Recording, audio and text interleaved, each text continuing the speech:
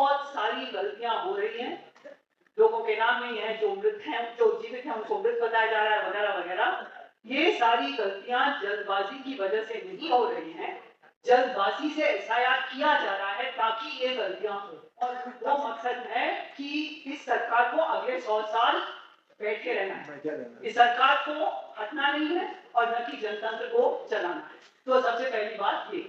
दूसरी बात ये कि हमने सुना, हमें कुछ अंदाजा था कि हिंदू राष्ट्र बनाने के लिए अल्पसंख्यकों को हटाना तो पड़ेगा, या जीवन या जिंदगी से उनको मुक्त कराना पड़ेगा, या उनकी जीवनियों से मुक्त कराना पड़ेगा। दिल्ली की पोल्यूशन के लिए क्या उपाय निकाल के रखा है, तंदूर को हटाएंगे। तो हमें पता था कि हिंदू राष्ट्र बनाने के लिए अल्पसंख्यकों को हटाना पड़ेगा, लोग हैं उनको बिल्कुल निहत्था करना, बिल्कुल मजबूर करने का इरादा है।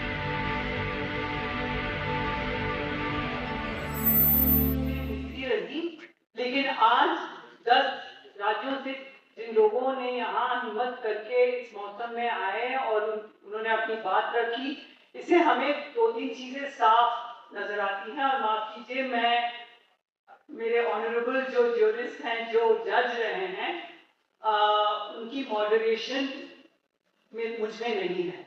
मतलब जिस तरह उन्होंने बात रखी, मैं थोड़ा तीखी से बहुत ज्यादा तीखी अपनी राय रखूंगी। पहली बात ये कि जो तो 2-3 बातें हैं। बहुत सारी गलतियां हो रही हैं, लोगों के नाम नहीं है, जो मृत हैं, जो जीवित हैं उनको मृत बताया जा रहा है वगैरह वगैरह। ये सारी गलतियां जल्दबाजी की वजह से नहीं हो रही हैं, जल्दबाजी से एसआईआर किया जा रहा है ताकि ये गलतियां हो। सबसे पहले हम ये समझें कि कोई गलती नहीं है कि जो जीवित है उनको मृत बताया जा रहा है। एसआईआर के पीछे एक मकसद है, और वो मकसद है कि इस सरकार को अगले 100 साल बैठे रहना है, इस सरकार को हटना नहीं है और न कि जनतंत्र को चलाना है। तो सबसे पहली बात ये। दूसरी बात ये कि हमने सुना, हमें कुछ अंदाजा था कि हिंदू राष्ट्र बनाने के लिए अल्पसंख्यकों को हटाना तो पड़ेगा, या जीवन या जिंदगी से उनको मुक्त कराना पड़ेगा, या उनकी जीवनियों से मुक्त कराना पड़ेगा। दिल्ली की पोल्यूशन के लिए क्या उपाय निकाल के रखा है, तंदूर को हटाएंगे। इससे हम जानते हैं कौन सा समुदाय, किस समुदाय की जीवनी पे बहुत ज्यादा फर्क पड़ेगा, और उनको ये what a blow it is to the community that makes tandoori meats and tandoori rotis. It's an attack on Muslim livelihood. So the first thing you think of is ban tandoor.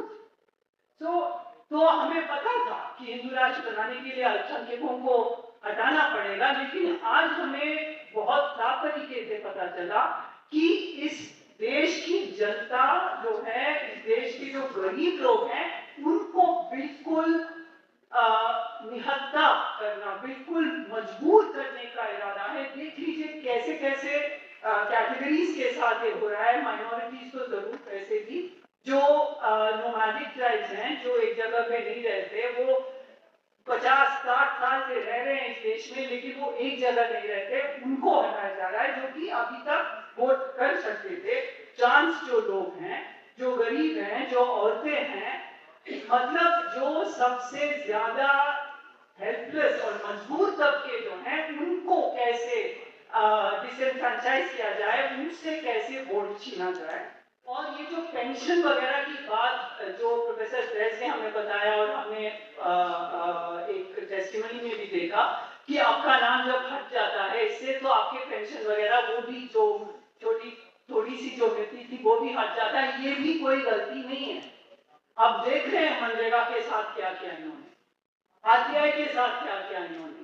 मतलब जो भी राज्य की जिम्मेदारियां थी गरीबों के प्रति, उन जिम्मेदारियों से पीछे हटना और उन जिम्मेदारियों को खत्म करने का इरादा है। तो एसआईआर के जरिए वो भी हो रहा है, वो एक एक्स्ट्रा एडवांटेज है इन लोगों को। तो ये तीसरी बात, बीएलओ जो है ज्यादातर सिंसियर है मेरे ख्याल से। मुकेश जी की बात, और मुकेश जी के जो पिताजी और भाई आए हैं, उनकी बात सुन के मेरी बहुत ही ज्यादा, मुझे इतना मैं अपने आप को मजबूत कर रही महसूस कर रही थी कि कैसे ये सब होने दे रहे हैं। तो जो बीएलओ हैं वो ज्यादातर जो सिंसियर हैं वो उन पे इतना ज्यादा प्रेशर है। कई आरएसएस बीजेपी वालों को भी बीएलओ बनाया गया है, लेकिन ज्यादातर सिंसियरली काम करने की जो कोशिश कर रहे हैं उन पे इतना ज्यादा प्रेशर है कि ये छोटा सा लड़का जो मेरे लिए पोते का उम्र का होगा उसने खुदकुशी कर ली और सरकार ने एक भी जिम्मेदारी इसके लिए नहीं ली। ये सुन के हमें सिर्फ इस बात को सुन के हमें शर्म से डूब जानी चाहिए इस देश को कि हमारे सामने ये सब हो रहा है और हम देखते जा रहे हैं, लेकिन हम यहाँ मौजूद हैं, हम सिर्फ देख नहीं रहे हैं। जो विस्थापित लोग हैं उनको दुगना पनिशमेंट दिया जा रहा है। एक बार विस्थापित किया, दूसरी बार कहा कि अब आप नागरिक नहीं है। और मैं इसके साथ ये भी बोलूं कि दिल्ली में एसआईआर की प्रक्रिया शुरू होने के लिए जो स्टेप्स लिए जा रहे हैं, मैं वैसे टेस्टिमनी भी दे सकती हूँ क्योंकि हमारी जगह की पटपड़गंज की जो लोग हैं उन्होंने एक लिस्ट भेजा है, उसमें उस लिस्ट के नाम जब 2002 के साथ टेस्ट करते हैं मेरा नाम उसमें नहीं है, तो मैं भी टेस्टिमनी दे सकती हूँ। 2002 से कार्ड है मेरा, वोट तो करती आई हूँ, 65 साल की हूँ, हर म्यूनिसिपल इलेक्शन में मैं वोट देती हूँ, मेरा नाम नहीं है, तो मैं भी टेस्टिमनी दे सकती हूँ। और मैं आखिर में बस ये कहूंगी कि एसआईआर प्रोसेस को ठीक कराने के बजाय हमें एसआईआर प्रोसेस को ना कहना चाहिए, एसआईआर को हटाना चाहिए, एसआईआर को रोकना चाहिए, नो सर कहना चाहिए। SIR is not includable, SIR is a process of mass disenfranchisement. It is unacceptable and we should launch a non-cooperation movement. कागज नहीं दिखाएंगे जो कहा जा रहा था सीएए के दौरान, हमें इस तरह का एक कैंपेन लॉन्च करना चाहिए, खासकर वो लोग हम जैसे जिनके पास कुछ प्रिविलेजेस हैं, उन प्रिविलेजेस को हम इस्तेमाल करते हुए नॉन कोऑपरेशन मूवमेंट करना चाहिए एसआईआर के खिलाफ। जिंदाबाद, लॉन्ग लिव आस्था। एसआईआर खत्म करो, खत्म करो, खत्म करो, एसआईआर खत्म करो।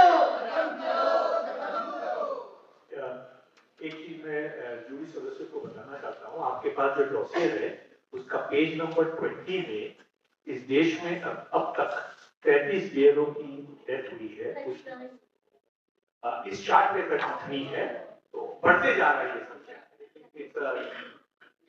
बहुत अच्छी है, आगे बढ़ रहा है, तो वो पूरा डेटा स्टेबलाइज की हुई है, इसको एक बार आप लोग देखें। सबको जोहार। आज की जनसुनवाई बहुत अच्छी हुई, बहुत कुछ सीखने को मिला है और मुझे लगता है कि जो हम लोग आज सुने वो लगभग वही है जो हम लोग 4 महीना पहले पटना में सुने, मोर और लेस द सेम इश्यू।